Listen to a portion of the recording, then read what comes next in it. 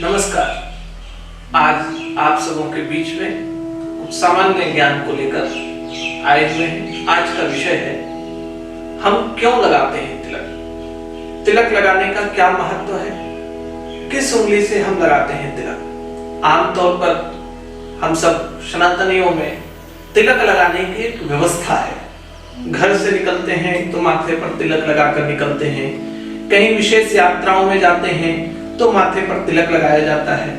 अलग अलग संप्रदाय के लोग अलग अलग महात्मा तिलक लगाते हैं। जैसे शिव संप्रदाय के लोग त्रिकुंड तिलक लगाते हैं, जैसे मैंने त्रिकुंड लगा रखा है। इस तरह शिव संप्रदाय के लोग त्रिकुंड तिलक लगाते हैं। वैष्णव संप्रदाय के लोग यू आकार का तिलक लगाते हैं। अलग अलग संप्रदाय के लोग अलग अलग प्रकार के तिलक लगाते हैं। तो आइए हम जानते हैं तिलक कहाँ लगाना चाहिए, किस प्रकार लगाना चाहिए, किस उंगली से लगाना चाहिए और तिलक का क्या महत्व है। मूलतः हमारे शरीर में अष्ट चक्र हैं। मूलाधार, स्वादिष्टान, मणिपुर, हृदय, अनाहत, विशुद्धि, आज्ञा और सहस्त्रार्थ चक्र बताया गया है। तिलक का जो मुख्य स्थान है वो आज्ञा चक्र यानी इन दो आंखों के मध्य में, भ्रिकुटी के बिल्कुल मध्य में इस स्थान पर तिलक लगाने का विशेष महत्व है। क्योंकि यहाँ इंगड़ा, पिंगला और सुषुम्ना तीन नाड़ियों का संगम होता है, इसलिए इसे प्रयाग संगम स्थान भी कहा गया है। तिलक जब इस स्थान पर हम लगाते हैं तो हमारा मन, बुद्धि, विवेक सब संतुलित होता है, सब कुछ संतुलित होता है। यूं तो विशेष रूप से हल्दी और कुमकुम, रोली, हल्दी, रोली, कुमकुम का तिलक, दो प्रकार के तिलक माथे पर लगाना चाहिए। दो प्रकार के माथे पर तिलक लगाने से विजय श्री की प्राप्ति होती है। दो प्रकार का तिलक लगाने से भगवान विष्णु और लक्ष्मी दोनों प्रसन्न होती हैं। इसलिए हल्दी और कुमकुम का हम घर से निकले तो माथे पर तिलक लगा करके चलें। तिलक कब लगाना चाहिए?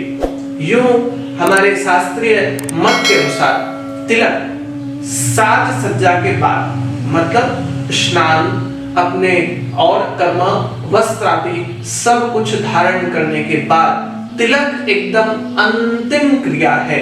हम जब पूरी तरह से तैयार हो जाएं तब हमारे माथे पर तिलक लगना चाहिए।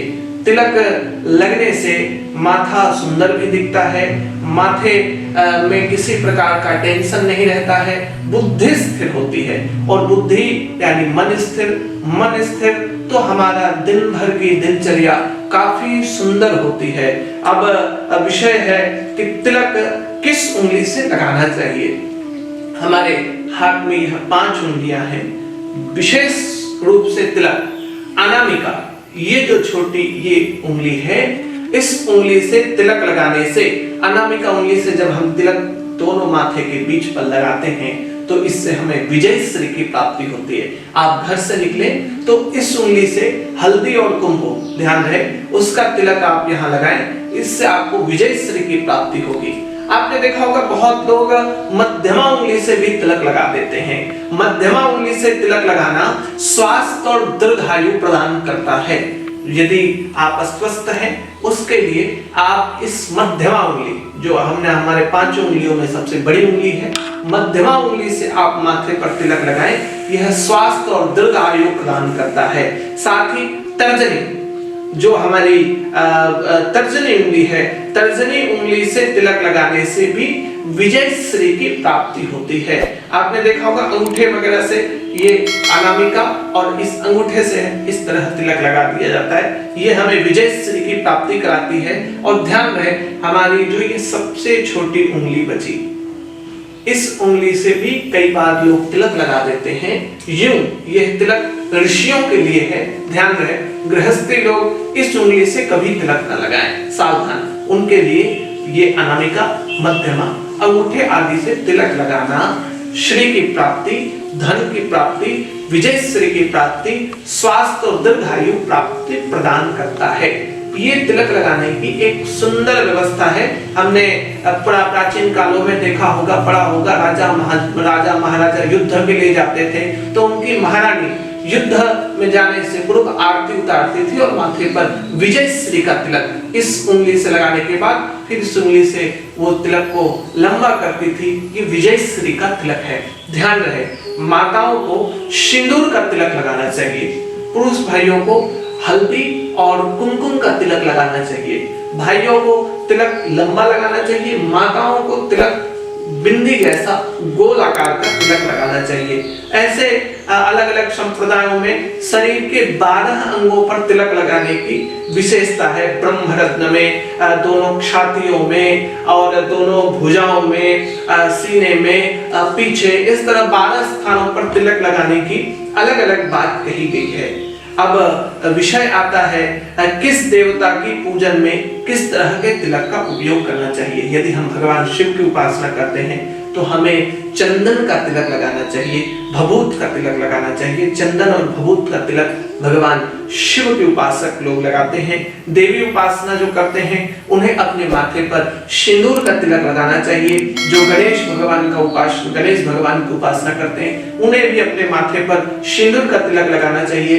जो माता लक्ष्मी की उपासना करना चाहते हैं, माता लक्ष्मी धन प्राप्त करना चाहते हैं, वो केसर का तिलक लगाए। केसर घर में रखें, केसर को घिस करके केसर का तिलक लगाएं। जो लक्ष्मी विष्णु दोनों की उपासना करना चाहते हैं वो हल्दी कुमकुम का तिलक लगा करके विजयश्री की प्राप्ति करें। तिलक सर्वथा लगाना चाहिए, घर से बिना तिलक लगाए आप कभी ना निकले, क्योंकि तिलक अपने आप में शरीर का पूर्ण श्रृंगार है। प्रातः काल तिलक हम लगाएं, लेकिन रात्रि में सोते समय हमें अपने माथे का तिलक धो देना चाहिए, मिटा देना चाहिए, क्योंकि रात्रि में सोते समय माथे पर तिलक लगा करके सोना यह वर्जित बताया गया है हमारे धर्मशास्त्र में। आइए आगे भी इस तरह की जानकारी को आप प्राप्त करते रहें, वीडियो में लगातार बने रहें। YouTube हमारे इस चैनल को सब्सक्राइब करें। आगे आपको इस तरह की अलग अलग जानकारियां आपको मिलते रहेंगी। कोई आपको यदि प्रश्न हो तो हमारे कमेंट में आप कमेंट कर सकते हैं। अगले वीडियो में आपको इसकी जानकारी प्राप्त होगी। नमस्कार।